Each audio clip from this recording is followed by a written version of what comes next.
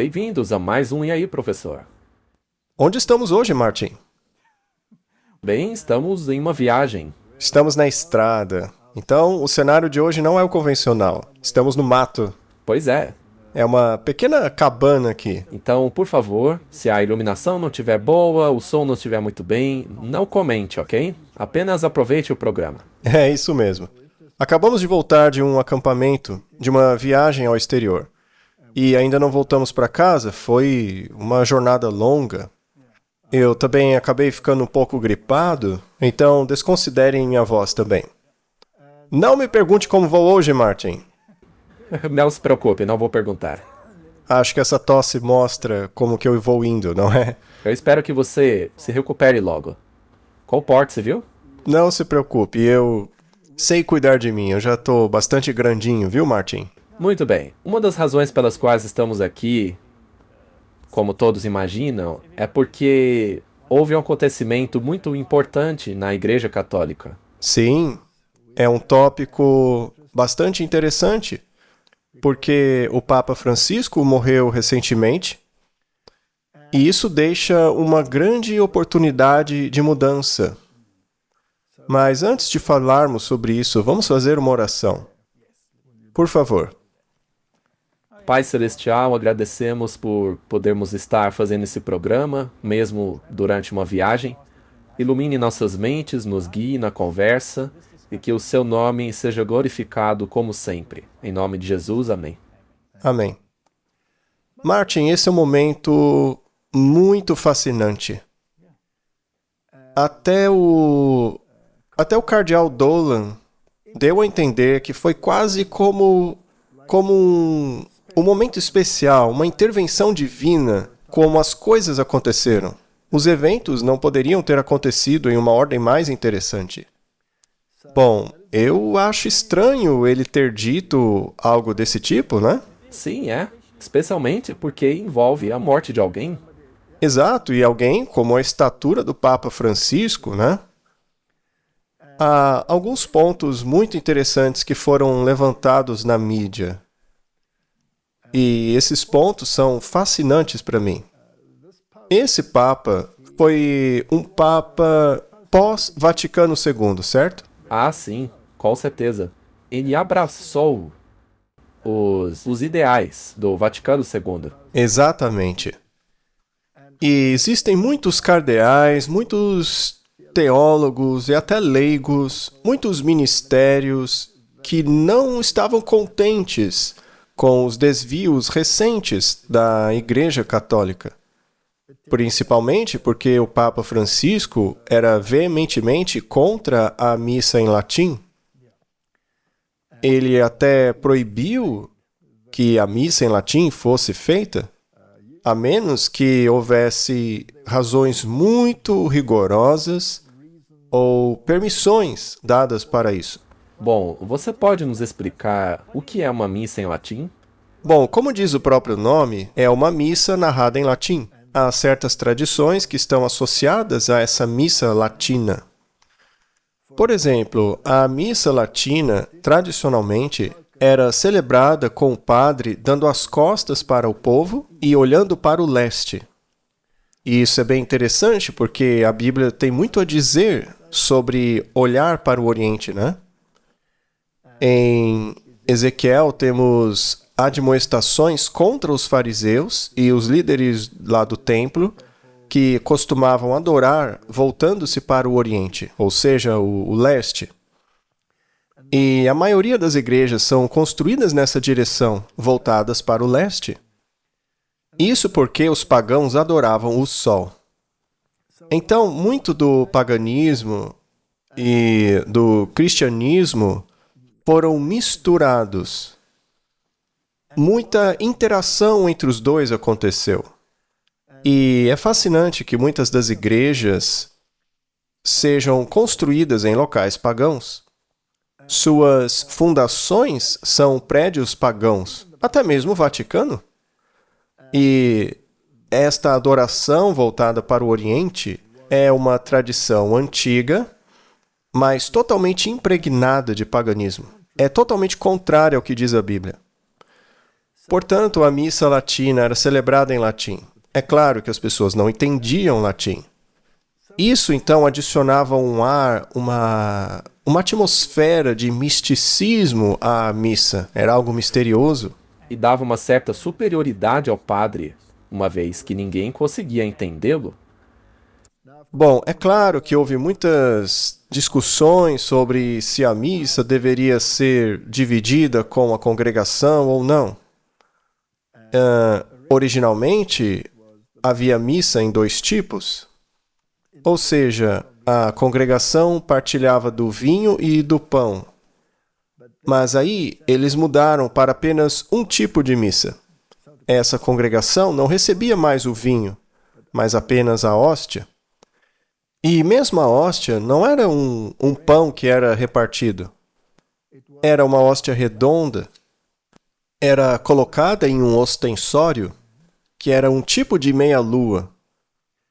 E mesmo quando eles desfilam através das ruas, também é colocada em um ostensório.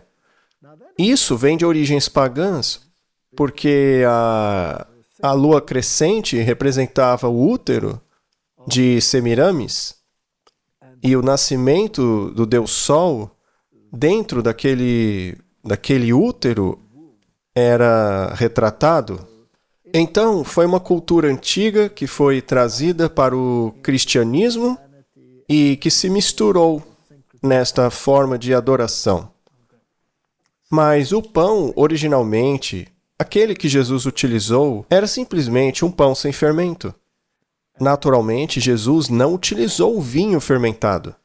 Mas, na Igreja Católica, o vinho não fermentado foi substituído por vinho fermentado. Mas, biblicamente, isso não faz o menor sentido, porque o fermento na Bíblia é símbolo do pecado. E se o pão tinha que ser sem fermento, é claro que o vinho também era sem fermento, uma vez que este era símbolo do pecado e Cristo não tinha pecado. Um outro problema é que a missa, ao longo do tempo, passou a ser considerada uma encenação, uma reconstituição precisa do que aconteceu lá na cruz. E o outro problema é que eles então introduziram a ideia de que a missa era um sacrifício de verdade. Então, aquele pão tinha agora que ser transformado no próprio corpo literal de Cristo. Então, o pão já não era mais apenas um símbolo, agora ele era o próprio corpo literal de Cristo. Então, quando você participava, você comia do corpo de Cristo. E a missa era lida regularmente, diariamente. Ela era realizada em várias congregações diferentes, distritos, fuso horários. E então descobriu-se que não há um segundo na Terra em que não haja uma missa acontecendo em algum lugar. Isto significa, na teoria, que o sacrifício literal de Cristo está se repetindo a cada segundo em algum lugar do planeta Terra. Isso é blasfêmia? Eu concordo, Martin, porque a Bíblia diz que o sacrifício de Jesus foi feito de uma vez por todas. Então, Martin, quando vemos essas coisas, temos que analisar o que vai acontecer com a Igreja Católica agora. Porque desde a década de 60, lá em 62, no Vaticano II, houve esse movimento para aceitar as diferentes igrejas, não mais como apóstatas, mas como filhas separadas. E essas filhas teriam que voltar para a Igreja-mãe. Esse é o principal objetivo do movimento ecumênico. O movimento ecumênico não foi criado para católicos, porque eles já estão na Igreja-mãe. Ela já atua para unir as suas próprias igrejas. Já o objetivo do movimento ecumênico é focar no protestantismo, para trazê-los novamente para o rebanho católico, para a Igreja-mãe. Não necessariamente aceitando as doutrinas deles, Porque não dá para unir as duas doutrinas. Sim, não dá para conciliar a doutrina protestante com a católica. Não, é impossível. Então, ao longo dos anos, os papas enfatizaram que deviam deixar a doutrina de lado. E o Papa Francisco foi muito firme em deixar a doutrina de lado. Agora, se você deixa a doutrina de lado, aí vale tudo, né? Sim, isso é verdade. Você pode até abraçar o paganismo. O paganismo, o culto a Pachamama, e a mídia falou muito sobre isso, né? Porque é uma forma de idolatria. E essa é uma das queixas que os conservadores católicos tinham com o Papa Francisco. Então a ideia era essa, é abraçar outras religiões que não veem a Cristo como o caminho, a verdade e a vida. E assim abriu-se caminho para o acordo abrâmico, já que há mais de uma maneira, segundo o Papa Francisco, obviamente, de se aproximar de Deus. Mas isso é bíblico? Nunca.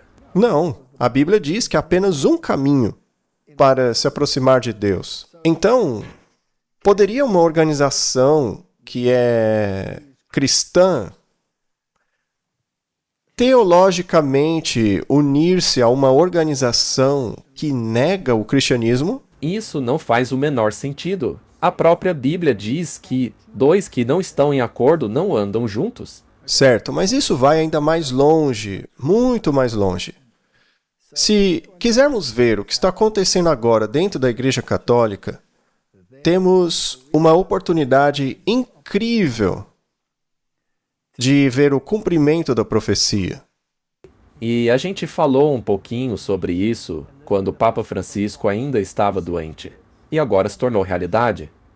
É, como você mencionou, é uma ótima oportunidade de vermos isso acontecer. E, naturalmente, há aqueles que se mantiveram fiéis à visão de que o Papa Francisco seria o último Papa.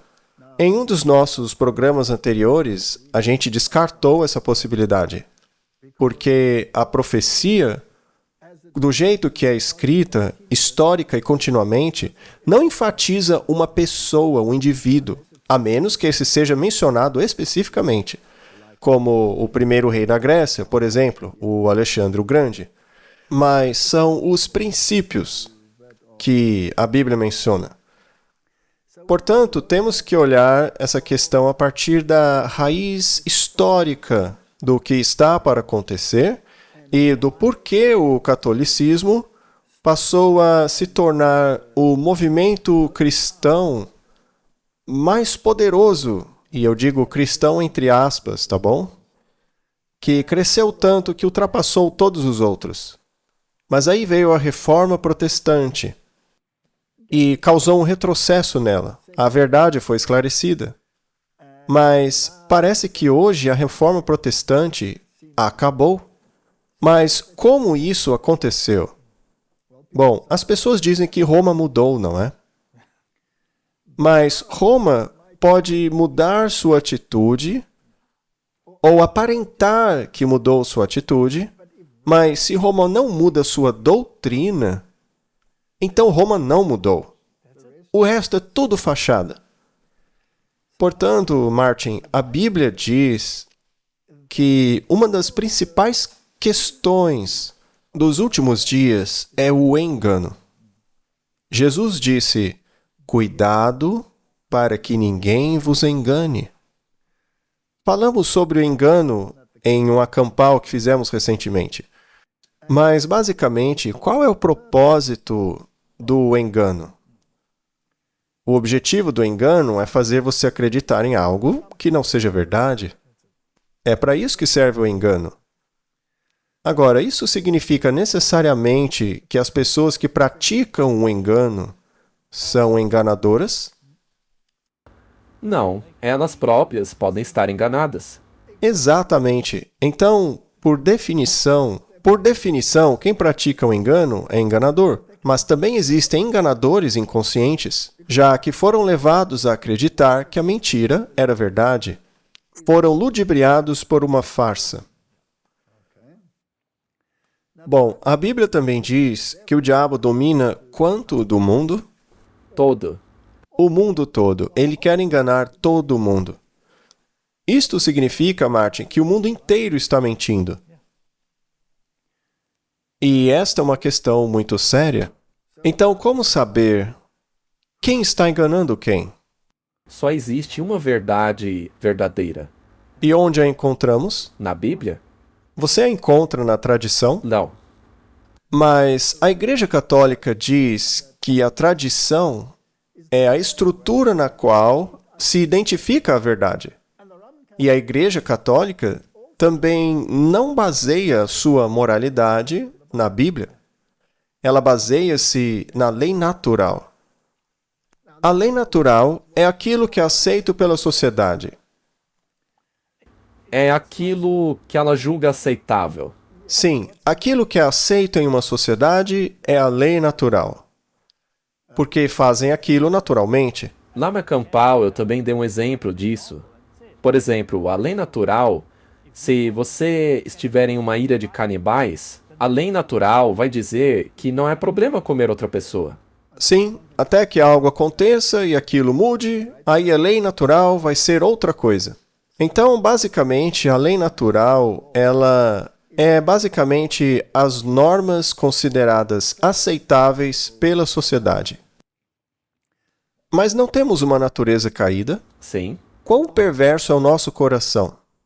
Desesperadoramente. Desesperadoramente perverso. Podemos então basear a moralidade de uma sociedade em corações desesperadoramente perversos? Claro que não, e é isso que Hollywood diz para fazermos.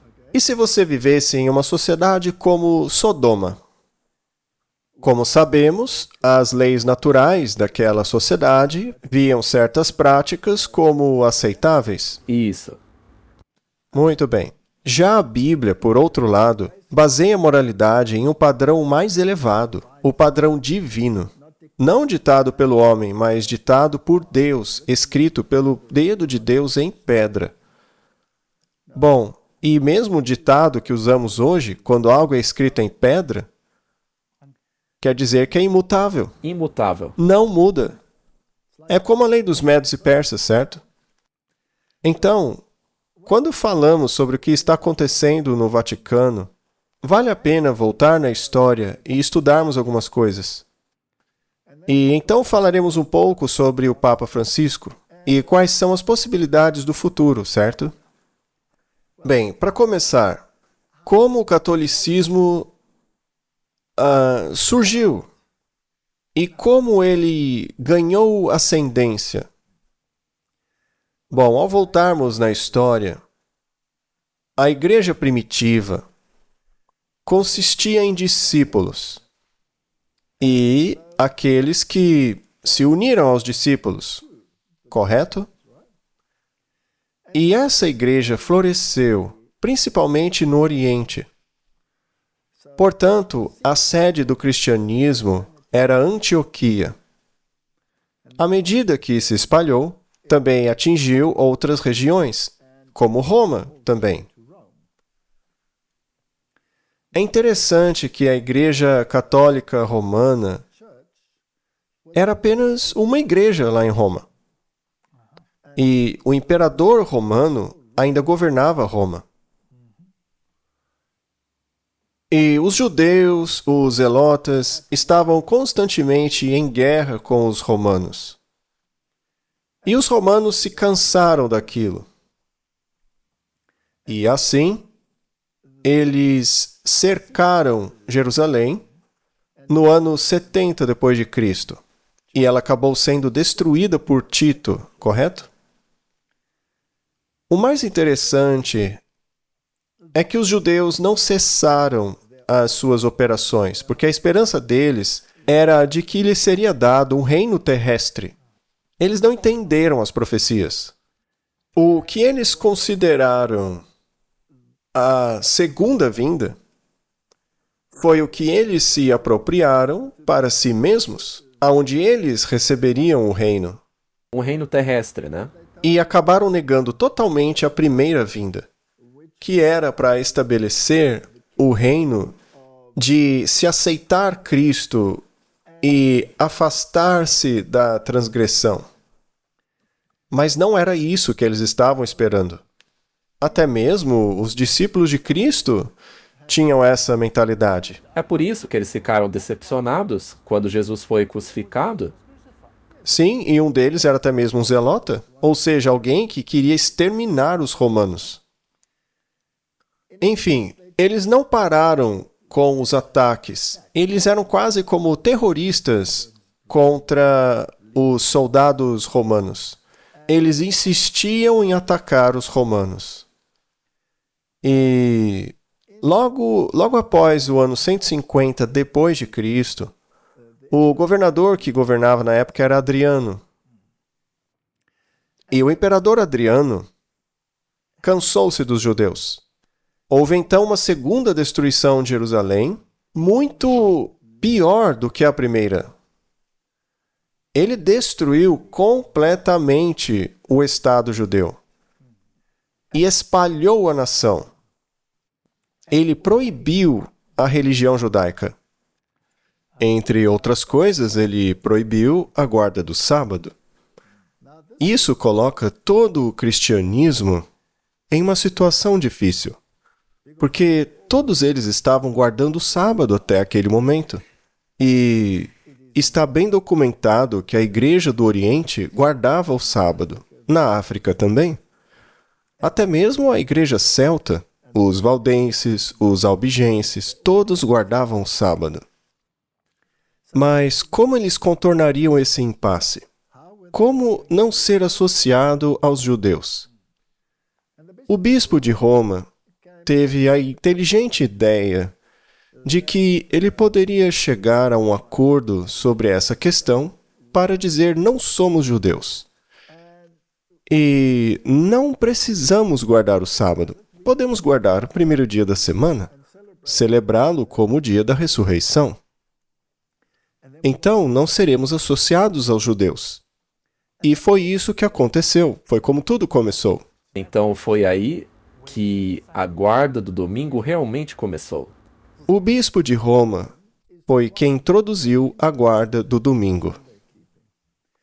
Finalmente, ele convenceu alguns compatriotas em Alexandria a fazerem o mesmo. Havia esses dois conclaves que eram guardadores do domingo, e o resto do mundo cristão era guardador do sábado. Ao longo dos séculos houve muitas, mas muitas guerras. Muitas tentativas de abolir completamente a guarda do sábado, mas ele sempre continuava voltando. Então, no fim das contas, o que houve foi um comprometimento com o mundo pagão. Sim, porque eles adoravam o sol. Exato. Então, se você tivesse o venerável dia do sol, o Dies Solis, aí você também seria capaz de atrair o paganismo, porque as semelhanças estavam lá. Mas e se você incorporasse algumas das ideologias do paganismo? Bom, uma das principais características de cada cultura pagã no mundo é a adoração aos ancestrais, não é? Com toda certeza. Culto aos ancestrais. Eventualmente, no meio romano, eles desenvolveram a teologia de que os pais falecidos tinham um papel especial no mundo do além. E para fazer isso, você tem que abraçar a doutrina da imortalidade. Sim, a primeira mentira de Satanás. A doutrina da imortalidade também é parte integrante de toda cultura pagã. Ela forma a base dessas culturas, porque os seres humanos eventualmente se tornam deuses no mundo do além. Então, Roma não chegou ao ponto de deificá-los, mas fez deles mediadores, intermediários entre Deus e os homens. Aí começou a crescer essa ideia de que na cultura pagã havia sacerdotes, e os sacerdotes faziam sacrifícios. E é claro que na religião judaica também havia sacerdotes que também faziam sacrifícios. A Bíblia nos diz que quando Cristo foi sacrificado de uma vez por todas, o sacerdócio, o sistema de sacrifícios deixou de existir. Porque por meio de um sacrifício, ele foi aperfeiçoado para sempre. Portanto, o Novo Testamento não se refere a sacerdotes, mas sim a ministros. Um ministro é alguém que ministra. É um pastor. Bem, agora, você tinha essa ideia de que o ministro trabalhava com a congregação e o sacerdote que era adorado era o sumo sacerdote, Jesus Cristo, que tomou o lugar do sistema levítico. Ele assumiu o sacerdócio sobre a ordem de Melquisedeque. Exato. Você podia explicar melhor isso? O que teria acontecido a Jesus se ele tivesse entrado no templo? Ele teria sido morto? Quando estava na terra, né? Sim, porque ninguém tinha permissão para entrar no templo a menos que fosse um levita. Essa era a lei, tinha que ser descendente de Arão. Mas Jesus não era. Jesus era um judeu. Ele não podia oficiar dentro do templo. Então, o seu serviço terreno era nos pátios externos. Ele era o sacrifício. E só então ele se tornou sumo sacerdote de um templo não construído por mãos humanas, diferente do terrestre. E há apenas um sacerdote, apenas um mediador. Esse é o homem Cristo Jesus. Mas no paganismo, o sacerdócio era muito importante. Eles também traziam sacrifícios. Então o papado adotou o sacerdócio. Mas, Martin, isso quer dizer que nesse sistema não são ministros, mas sim sacerdotes que trazem sacrifícios? Mas qual seria esse sacrifício? Já não havia sacrifício de ovelhas e cabras? Porque a Bíblia diz que ele não entrou no santuário celestial por meio de sacrifício de ovelhas e cabras, mas sim pelo seu próprio sangue. Então, assim se desenvolveu a filosofia, a teologia de que a hoste da última ceia era o sacrifício. Mas o padre, sendo um sacerdote, tem que fazer um sacrifício de verdade. Tem que ser como a cerimônia original. E foi então que inventaram a doutrina da transubstanciação, a de que o pão se tornava o corpo literal de Cristo e o vinho se tornava o sangue literal de Cristo. Isso é quase que... Não, na verdade é canibalismo. Sim, isso mesmo. E daí surgia um outro problema. Se você passasse o cálice a outra pessoa por meio da congregação, como era feito inicialmente, e se alguém derramasse? Seria um desastre, porque você teria derramado o sangue literal de Cristo.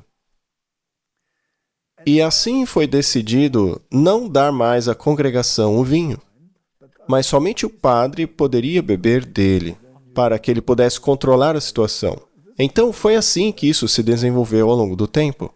Agora, os mortos, os ancestrais, já estavam intercedendo em favor da humanidade. Então, naturalmente, eles tinham a doutrina da Mariologia. O papado desenvolveu essa doutrina da Mariologia, mas a Bíblia nos diz que Maria, a mãe de Jesus, nasceu debaixo da lei. Não é assim? Ela nasceu sob a lei. Isso quer dizer que ela nasceu condenada pela lei, o que quer dizer que ela precisava da redenção assim como qualquer pessoa. Porém, Roma desenvolveu a teologia de que Deus é tão santo, Jesus é tão santo, que ele não poderia nascer de um corpo com natureza caída. Isso para eles é inconcebível, eles não aceitam isso. Então tiveram a ideia de que Maria, por algum decreto milagroso, foi declarada imaculada. Algumas dessas doutrinas só se tornaram doutrinas. Bem, elas sempre foram ensinadas, mas nunca haviam sido declaradas infalíveis.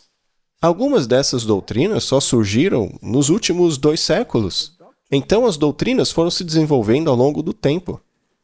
Mas então Maria foi declarada imaculada por decreto de Deus, para que assim pudesse dar à luz a Cristo. Por causa disso, ela estava acima da humanidade.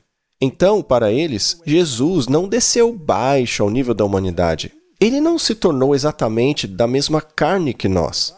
Mas a Bíblia diz que se você negar que ele veio na carne, que nós somos, você é o anticristo. Essa acusação é muito séria, não é? Portanto, essa doutrina se desenvolveu e Maria agora tornou-se imaculada. Imagine isso, Martin. Se Deus pudesse declarar Maria imaculada por meio de um decreto, por que então ele não fez o mesmo por você e por mim? E aí Cristo nem precisava ter morrido. Nem haveria necessidade disso, porque Deus teria declarado todo mundo sem pecado, não é? Era muito mais fácil. Então, essa questão da expiação para eles é problemática. Assim, eles desenvolveram uma teologia de que Cristo, na verdade, não morreu por você. Ele veio para dar o exemplo da obediência perfeita. As obras dele eram perfeitas. E essas obras perfeitas foram a compensação pela pecaminosidade do homem.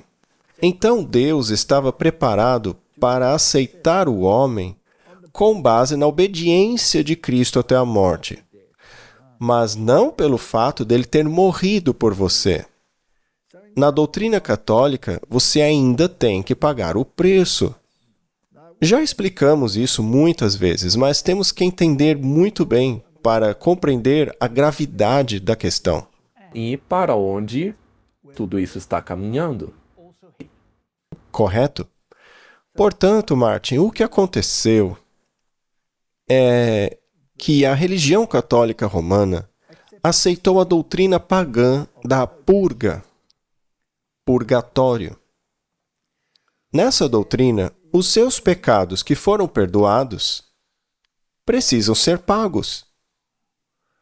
Ou seja, Martin, se você é um pecador, você tem que confessar seus pecados, mas você não pode confessá-los a Deus, porque Ele está lá em cima. Então você precisa de um intermediário para isso. E é aí que entra o padre. É aí que entram os ancestrais. Que tomam o lugar de Cristo. Sim, eles tomam o lugar de Cristo, se tornam intercessores. E no caso de Maria, ela é tão suprema que eles a chamam de corredentora, corredentriz. Então não podemos falar diretamente a Jesus. Tem que passar por um deles. No pensamento católico romano, o pecador que se aventura a ir diretamente a Cristo o faz com medo e apreensão. É por isso que precisamos da mediação da mãe de Jesus, pois aí ela apresenta sua petição ao Filho. Mas não foi o próprio Jesus que convidou a todos que estavam cansados e sobrecarregados a irem a Ele? Não. Para eles você precisa do padre. Portanto, a decisão do padre de perdoar ou não tem mais peso. De acordo com a teologia católica, Deus é obrigado a concordar com o padre. Isso coloca o padre aqui na Terra em uma posição mais elevada que a do próprio Cristo. Então essa doutrina começou a se desenvolver. Agora, houve uma pequena mudança no pensamento sobre o purgatório. Tudo bem, você era um pecador e reconheceu o seu pecado. Você foi até o padre, confessou os seus pecados a ele. O padre lhe deu então uma penitência. Ou seja, algo para você poder retribuir. Você tem que pagar. Mas quando pagamos por algo, Martin, isso já não é mais um presente. Então, temos que dar algo em troca. Quando a pessoa morre, ela vai para o purgatório.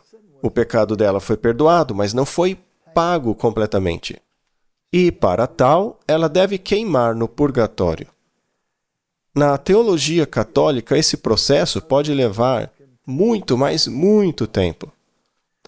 E a teologia foi se desenvolvendo a tal ponto que as pessoas ficaram aterrorizadas com o purgatório, porque era lhes dito que passariam 1 milênio no purgatório por causa de uma vida curta aqui na Terra. Agora, como isso funcionava? Bem, elas tinham que pagar pelos seus pecados. Com o dinheiro? Não ainda. Ah, tá, é o purgatório. Elas têm que pagar por meio da dor, né? Isso, pagar com dor. Isso. Agora, como se livrar dessa dor mais rapidamente? É aí que entra o dinheiro. É aí que a coisa fica interessante.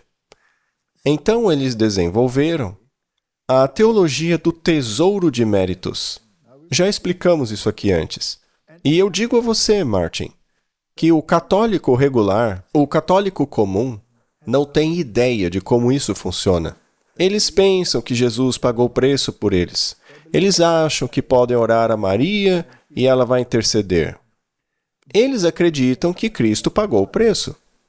Bom, mas para eles, Cristo pagou o preço máximo ao entregar sua vida, mas não foi por você. Ele só morreu porque foi obediente. Então a questão agora era, como podemos dar alívio a essas pessoas? É aí que surgiu a teologia chamada de tesouro de méritos. Para chegar ao céu, você precisa ter certos pontos de mérito. Vou chamar assim, tá? Isso é uma tentativa de simplificar a doutrina. Esse mérito determina quanto tempo você ficará no purgatório. Eles desenvolveram a doutrina de tal forma que o Papa tem acesso a esse tesouro de mérito. Isso porque os santos teriam feito mais do que o necessário para merecerem o céu. Então havia mérito adicional. E tudo isso foi para esse tesouro de méritos. E é claro, as obras meritórias de Jesus são ilimitadas, e elas também entram nesse baú de tesouros. E os méritos de Maria foram tão supremos que também foram parar no tesouro de méritos. Então, basicamente, eles têm um baú cheio de méritos ilimitados. E ele poderia aplicar esse mérito a alguém que não tivesse mérito, lá no purgatório. Entendi. Então, uma pessoa morria, ia parar no purgatório, e lá no purgatório, Durante aquela dor e sofrimento terrível, o Papa tinha poder para aliviar aquela pobre alma, atribuindo a ela parte desse mérito. Isso significa que essa pessoa pode sair do purgatório mais cedo. tá, o purgatório é um mini inferno. É um mini inferno. É um inferno intermediário. Claro, se você nunca confessou seus pecados ao padre, como já vimos aqui, e cometeu o que eles chamavam de pecados mortais, isso porque a igreja desenvolveu categorias de pecados, aí você ia direto para o inferno. Aí você não passava pelo purgatório. O purgatório é para pecados confessados, tá? Então, o sacerdócio tornou-se absolutamente necessário para a salvação. Sem um padre, não existe acesso ao céu. E toda a sociedade estava envolvida nesse sistema.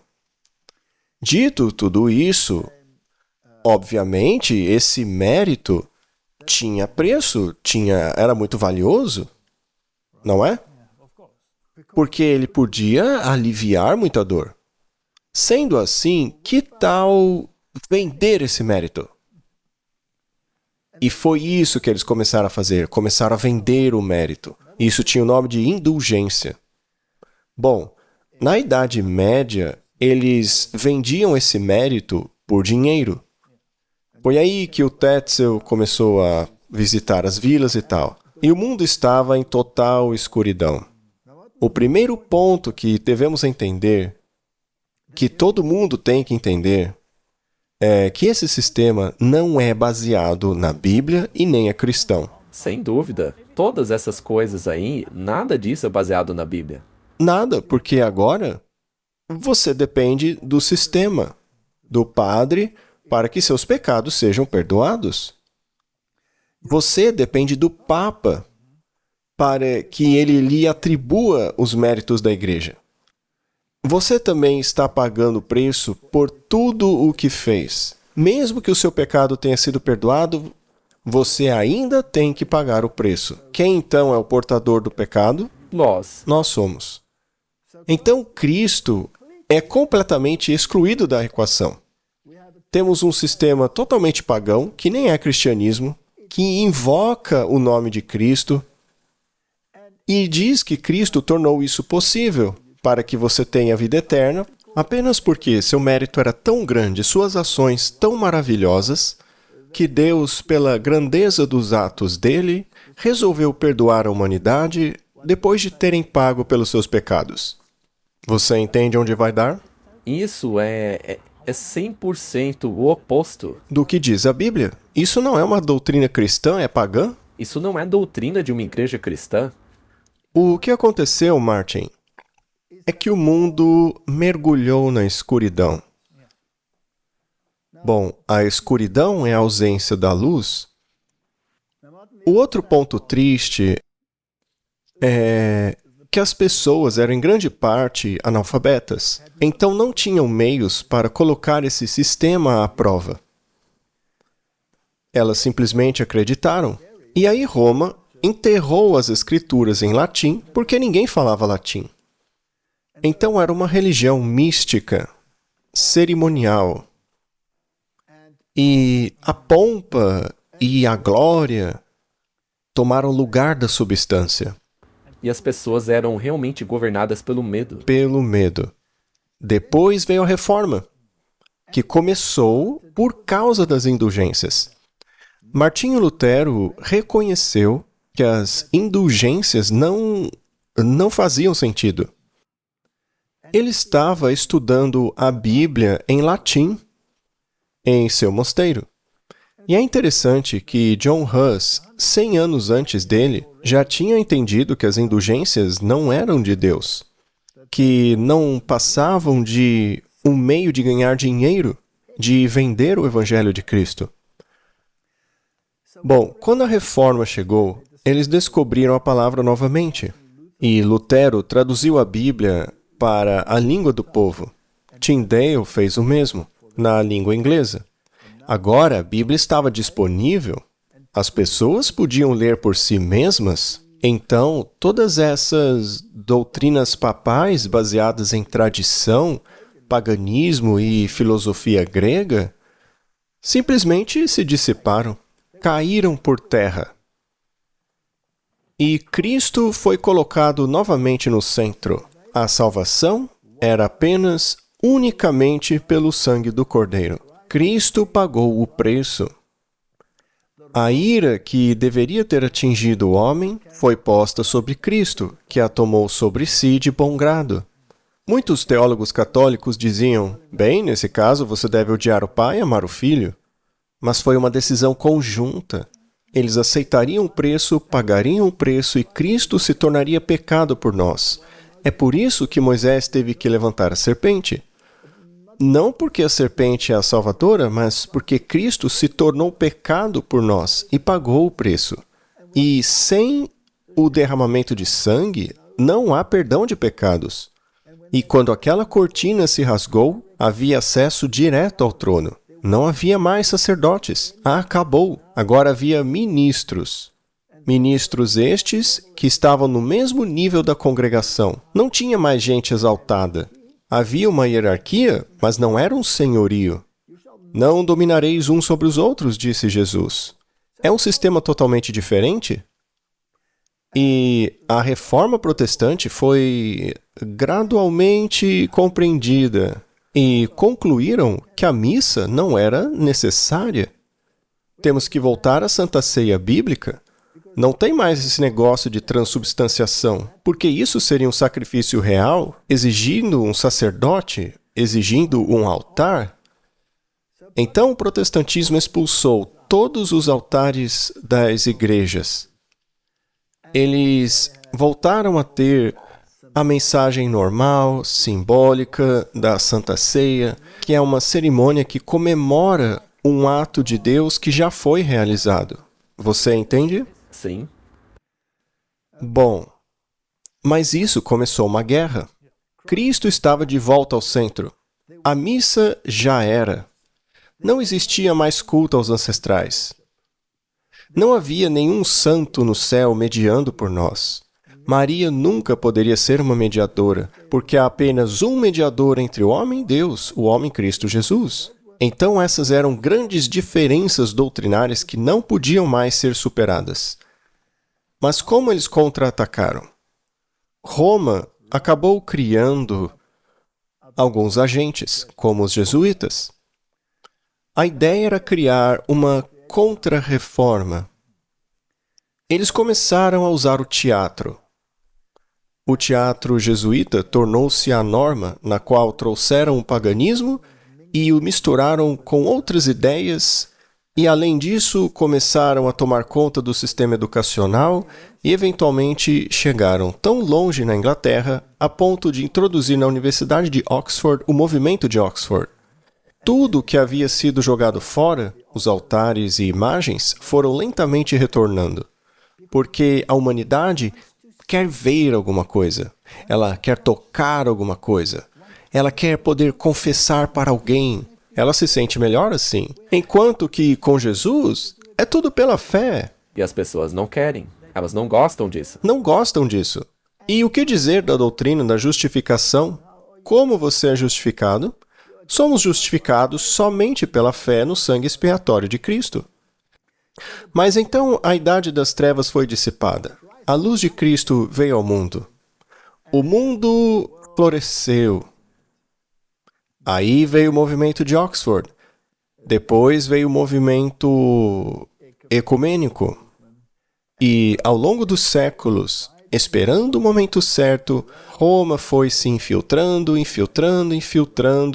dentro do protestantismo. Debaixo de um disfarce. Disfarçada.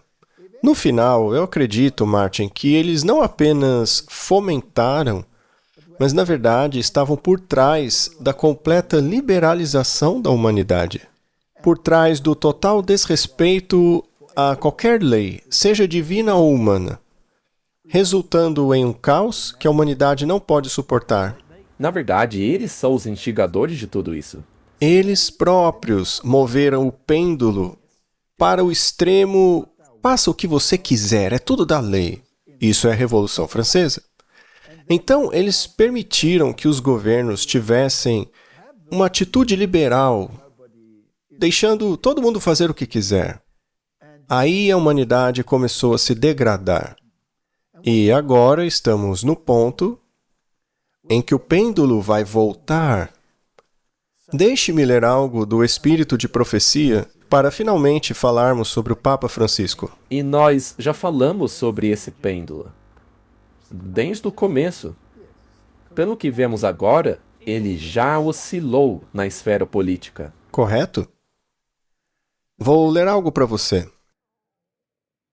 Isso aqui foi tirado do grande conflito. Entre os que foram chamados para conduzir a igreja das trevas do papado para a luz de uma fé mais pura, destacava-se Martinho Lutero, zeloso, ardente e devoto, sem conhecer outro temor senão o temor de Deus, e sem reconhecer nenhum fundamento para a fé religiosa senão as Sagradas Escrituras, Lutero foi o homem para o seu tempo.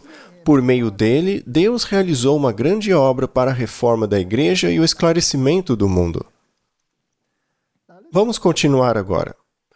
Então, esse sistema pagão foi varrido em grandes áreas do mundo pelo protestantismo. O papado se apegou a algumas áreas e as manteve até mesmo por meios militares. Mas então usou outros métodos para erudir lentamente o protestantismo. Temos outra citação aqui, Martin. E essa é bem longa, mas vou ler mesmo assim. A ascensão da Igreja Romana ao poder marcou o início da Idade das Trevas.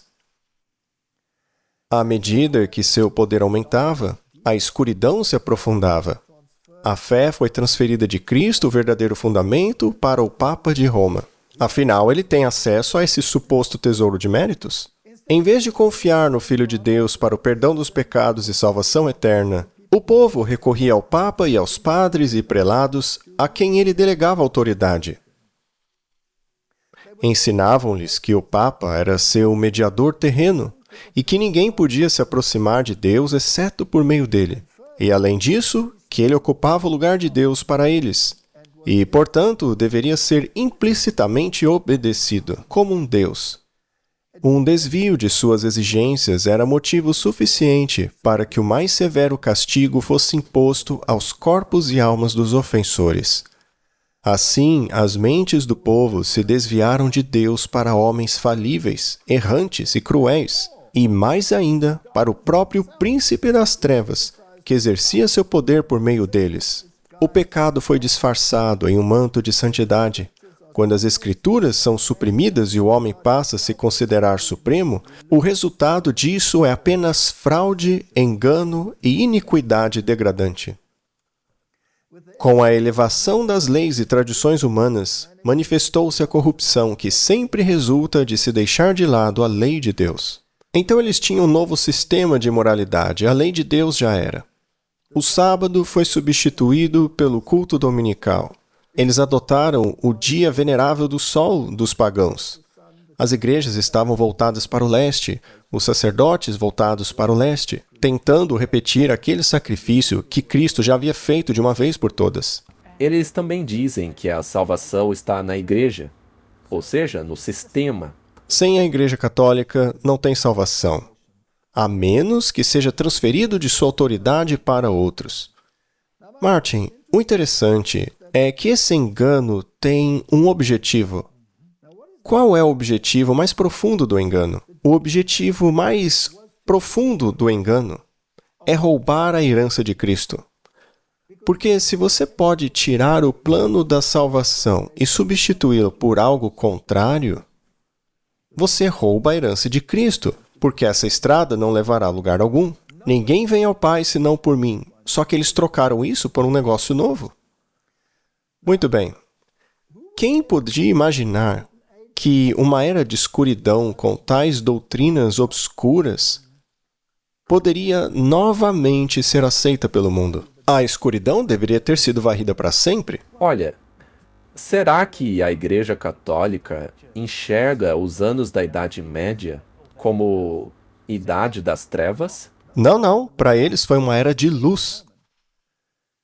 Temos aqui outra citação do livro O Grande Conflito, página 572. Um dia de grande escuridão intelectual mostrou-se favorável ao sucesso do papado. Mas ainda será demonstrado que um dia de grande luz intelectual é igualmente favorável ao seu sucesso. Quero começar por aí. Todos sabemos que o Papa Francisco foi um Papa ultraliberal. Alguns o chamam de o Papa Lacrador. E a mídia e os conservadores ficaram muito chateados com certas atitudes dele, especialmente a de proibir a missa em latim, exceto por algumas ordens que foram particularmente colocadas nessa atividade específica. Mas a liberalidade dele, sua postura em relação ao masculino e feminino, à comunidade LGBT, ao aborto, todas essas questões, ele permitiu que até mesmo presidentes pró-aborto participassem da missa, que é um sacrilégio de qualquer forma. Mas, Martin, esse liberalismo foi o auge, o clímax da liberalidade. Sim, com certeza. Eles lutaram por tanto tempo para que isso finalmente acontecesse, e aconteceu. E chegou ao ponto em que as pessoas não viam sentido no cristianismo, pois o cristianismo já não fazia diferença. Permitia tudo, deixava que tudo fosse corrompido, certo? Isso fez com que muitas pessoas abandonassem as igrejas. Algumas delas se tornaram barzinhos, mas algumas ainda estão muito bem conservadas, como se estivessem prontas para algo. Algumas passaram por uma grande reforma. Uma delas até queimou. Pois é, mas essas igrejas voltarão com tudo. Porque o papado quer levar as pessoas de volta ao que eles chamam de luz, ou seja, a idade das trevas. Se você comparar isso com a doutrina e a luz da Bíblia, na verdade é escuridão total. Exatamente. Então tínhamos o Papa Bento, que era um conservador. Me desculpe interromper novamente, mas outra palavra é tradicional. Sim, tradição. Nada baseado na Bíblia. Então veio o seu substituto, quando Bento ainda estava vivo, o Papa Francisco. E aí veio essa agenda superliberal. E todos os superliberais o adoravam. Era o herói deles. E os conservadores ficaram cada vez mais marginalizados, ficaram muito descontentes. Se você considerar o que está acontecendo nos Estados Unidos agora, não fica claro que o pêndulo está se movendo do catolicismo liberal para o catolicismo conservador? Claro, e nós já falamos sobre isso aqui. Mostramos como o gabinete do Trump e sua equipe, todos são católicos conservadores. Sim, todos são altamente católicos pré-Vaticano II.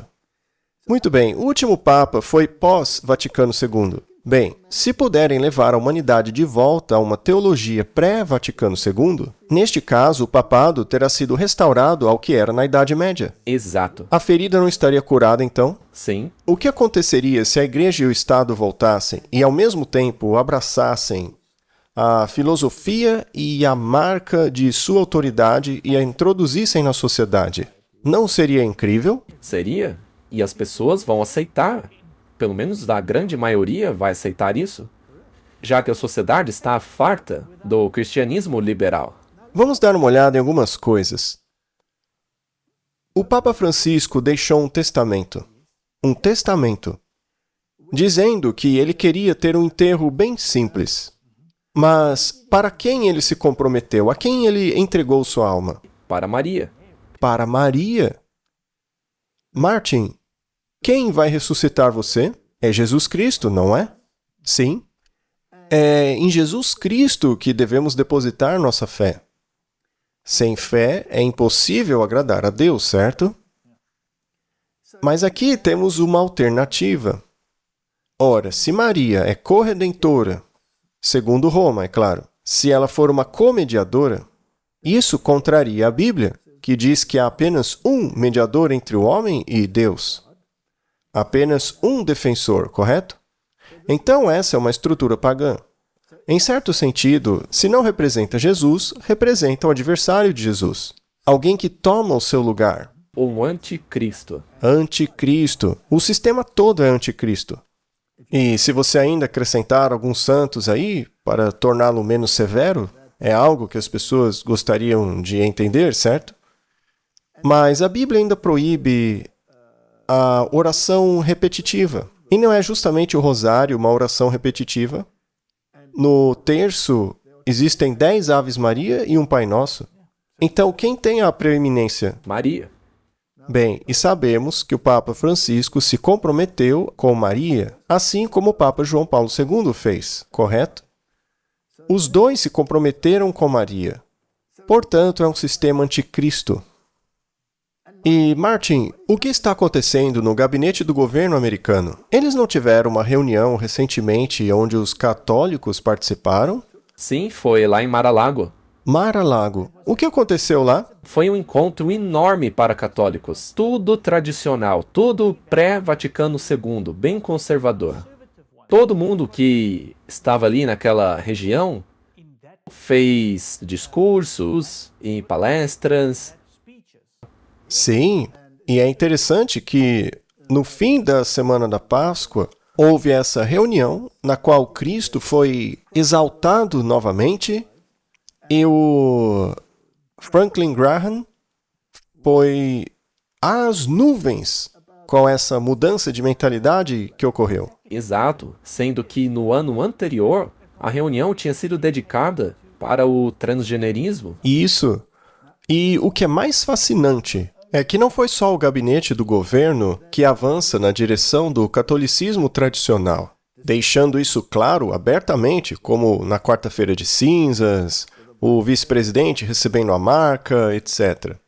Agora, o protestantismo não diz nada sobre essas coisas. O protestantismo não existe mais. Na verdade, ele aplaude essas coisas. Sim, ele aplaude. Será então que retornaram ao catolicismo tradicional? Claro, eles querem isso. Se não protestam contra absolutamente nada, como são protestantes? Eles não costumavam protestar contra as doutrinas de Roma? Hoje não mais. Agora eles se unem em cozinhas comunitárias, ambos desejam reavivamento da moralidade, mas nem sabem em que se baseia essa moralidade. Exato, está caminhando nessa direção. Nesta direção. Então, Martin, de repente, nos últimos anos, tivemos um declínio massivo do catolicismo. Só que agora temos um ressurgimento massivo do catolicismo. E só levaram alguns meses. E o que foi que eles fizeram? Não usaram as celebridades se convertendo ao catolicismo? Uma após a outra. E o que está acontecendo com os jovens agora? Como você disse há pouco, as igrejas estavam vazias. Mas agora estão abarrotadas Nem estão dando conta. no catolicismo. E a quem este movimento está alimentando, o protestantismo ou o catolicismo? Catolicismo. E o mais interessante é que eles querem a tradição conservadora de volta. Exatamente, os jovens querem o catolicismo tradicional conservador. E o homem que estava se interpondo a isso era o Papa Francisco. Certo? Eu não sei quem aí assistiu ao filme O Conclave, no qual eles discutiam a eleição do próximo Papa, por assim dizer. Eles diziam que não podem voltar às coisas antigas. Então, basicamente, pegaram um hermafrodita bissexual que se tornou o novo Papa, mostrando que o papado moderno seria totalmente inclusivo e que a lacração e todas essas ideologias vieram para ficar. Mas, Martin, existem padres e prelados dizendo justamente que temos que voltar à antiga tradição. Estão dizendo que temos que voltar para a luz. Exato. Eles chamam de luz. Mas a história mostra que a Idade Média foi a Idade das Trevas.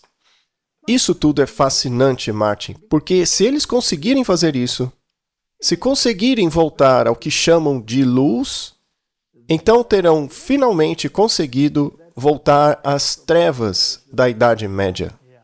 E o que a Bíblia diz sobre isso? Ai daquele. Ai daqueles que chamam a luz de escuridão e a escuridão de luz. Martin, esta é a traição máxima contra Jesus Cristo, porque neste caso todo o sistema terá sido comprometido. Aliás, o Papa Francisco não concedeu indulgências, Sim, ele não defendeu firmemente as indulgências, com certeza. Aliás, é o ano do jubileu. Ele abriu a porta. Tudo isso. Então, Martin, se houve indulgências, então Cristo não é o mediador que pagou o preço do nosso pecado. Porque se Jesus tivesse pago, não haveria necessidade de indulgências. Tudo o que seria necessário é arrepender-se e entregar a vida a Jesus, apropriando-se da justiça dele pela fé. E como já dissemos 1000 vezes, o pior pecado, na minha opinião, que o protestantismo cometeu nas últimas décadas foi o de comprometer a doutrina da justificação, que é o pilar do protestantismo. Essa declaração conjunta é uma verdadeira fraude, que diz, pela graça apenas, por meio da obra salvadora de Cristo, somos justificados. Isso é diabólico, porque a Bíblia diz que é somente pela fé no sangue expiatório de Cristo que somos justificados. Esse negócio de obras salvadoras de Cristo é o que alimenta o tesouro de méritos deles. Isso é doutrina católica. É somente pela fé que somos salvos. Sem fé, é impossível salvar-nos. E sim, você recebe a graça, mas precisa se apropriar dela pela fé. Fé no sangue de Cristo. Isso é justificação. Então, os protestantes se comprometeram com o catolicismo. Então, todos os protestantes que assinaram essa declaração, na verdade, assinaram a volta ao catolicismo. E uma vez que o mundo está tão caótico, o protestantismo está disposto a ir junto com o catolicismo apenas para trazer de volta alguma moralidade sobre a aparência de cristianismo. Há um vídeo com um padre dizendo algo muito interessante. Eu gostaria de mostrar. Podemos tocar? Com certeza. Bom, em que pé você acha que as coisas estão? Atualmente, vemos dois lados surgindo. Acho que todos já entenderam isso. Já estão dizendo que o Papa lacrador finalmente morreu. Como será a igreja daqui para frente? Será que teremos um retorno aos valores tradicionais católicos? Ou estamos caminhando em uma direção completamente nova? Para onde o catolicismo mundial está caminhando? Considerando a geração mais jovem, nesses últimos meses, recebemos muitos dados de organizações diferentes que mostram que os jovens buscam a tradição. Os jovens descobriram o catolicismo. E isso acontece em todo o Ocidente, especialmente na América e no meu país de origem, a Grã-Bretanha, na qual a Igreja da Inglaterra, que é protestante, tem sido a denominação predominante há 500 anos, e pela primeira vez, os católicos estão assumindo a dianteira. E estamos vendo isso por toda parte. O mundo está descobrindo o culto tradicional, os valores cristãos tradicionais. Então eu espero que o próximo Papa seja conservador, tradicional ou verdadeiro católico. Porque esta é a oportunidade perfeita. Conforme a próxima geração busca a tradição e a doutrina sólida, se tivermos um Papa agora que os abrace e abrace a tradição da Igreja, isso seria ótimo para o mundo todo. Seria ótimo vermos um retorno ao cristianismo do Ocidente, afastando-nos do liberalismo, progressismo, secularismo e tudo aquilo que está destruindo a nossa sociedade. Temos a chance de nos afastar da escuridão e retornarmos à luz. Seria maravilhoso ver isso. Você ouviu isso, Martin? Eles querem que voltemos à idade das trevas, que eles chamam de luz, não é? Basicamente, o que ele disse é que o protestantismo nunca foi capaz de conduzir a moralidade. O protestantismo falhou miseravelmente. Apenas o catolicismo pode dar a estabilidade moral necessária. E para tal, temos que voltar para a luz. Pela primeira vez, o catolicismo está ultrapassando até mesmo a Igreja da Inglaterra. Está ultrapassando o protestantismo, e isso em todo o planeta. Todo mundo olhará para o catolicismo assim. Eu estou abismado com a esperteza deles. Apenas em alguns meses, desde que o Trump assumiu, eles conseguiram tornar o catolicismo atraente de novo. Sim, e o cardeal Dolan disse que isso é providencial. É o momento certo. Momento certo para quê? Para o catolicismo retornar com tudo ao governo. Para o mundo voltar à idade das trevas. Para se tornar novamente a religião de todos. E quem ajudará com isso? O espiritismo, o protestantismo, tornarão o catolicismo o padrão. Por outro lado, a norma de Deus, os 10 mandamentos, como estão na Bíblia e escritos em pedra, serão lançados ao pó. E o problema é que os protestantes estão a favor desse movimento pró-catolicismo. Porque é como você acabou de dizer, os protestantes almejam a moralidade católica. Os protestantes hoje abandonaram as suas doutrinas. Eles estão almejando uma religião de obras. Cristo é negado nisso. Eles não veem diferença mais entre uma missa católica romana e um culto de Santa Ceia protestante. Tudo se misturou, porque eles enterraram suas doutrinas. E eles fizeram isso com o objetivo de alcançar a paz e a unidade. Martin, isso é a gota d'água. Isso é a gota d'água. Deus deu a todo mundo a oportunidade de ver o que é o catolicismo. Se trata de um sistema anticristão que utiliza o nome de Cristo para negá-lo, que instituiu um sistema de mediação terrena no lugar do grande mediador, que é Cristo. Tudo isso foi exposto na Reforma Protestante, mas a Contra-Reforma acabou destruindo tudo. O protestantismo foi anulado nos concílios ecumênicos. E agora Roma está voltando ao que ela chama de luz, mas que a Bíblia e a história chamam de trevas. Eu acredito que o pêndulo vai oscilar para um papa conservador. Como disse aquele padre que acabamos de assistir. Eu ficaria muito surpreso se isso não acontecesse. Mas vamos aguardar para ver. Nós não somos gurus, não sabemos o que vai acontecer exatamente. Mas se a Igreja Católica Romana pretende, de fato, retomar sua posição de líder moral do planeta Terra, então ela tem que assumir esse poder que tinha na Idade Média. Ela tem que voltar para que a sua ferida seja curada totalmente. E se os governos apoiarem as suas doutrinas, Eles já fazem isso? aí o fim chegou. Martin, eu fico muito feliz que tudo isso esteja acontecendo. Eu quero muito ir para casa. E você? Com certeza. Eu não quero dizer que estou feliz pela morte do Papa, porque isso seria maldade. Mas estou dizendo que estou feliz ao ver os últimos eventos se desenrolarem. A humanidade foi avisada de forma muito poderosa a deixar de lado esse sistema pagão e aceitar o verdadeiro evangelho, mas Roma está surgindo novamente. É como o segundo cerco em Jerusalém. Acabou. Uau, isso é muito verdade. Roma está cercando novamente. Vamos orar. Pai Celestial, não sabemos o que acontecerá agora no Vaticano, mas sabemos o que a Bíblia diz, que a ferida será curada e que Roma retornará à posição que perdeu. Senhor, quando isso acontecer e o mundo todo for enganado, virá então um tempo de angústia como nunca houve na história da Terra, que culminará com pragas e, finalmente, a segunda vinda de Jesus para reivindicar seu reino. A humanidade teve a sua chance, e quem se perder a terá rejeitado, e as consequências serão terríveis.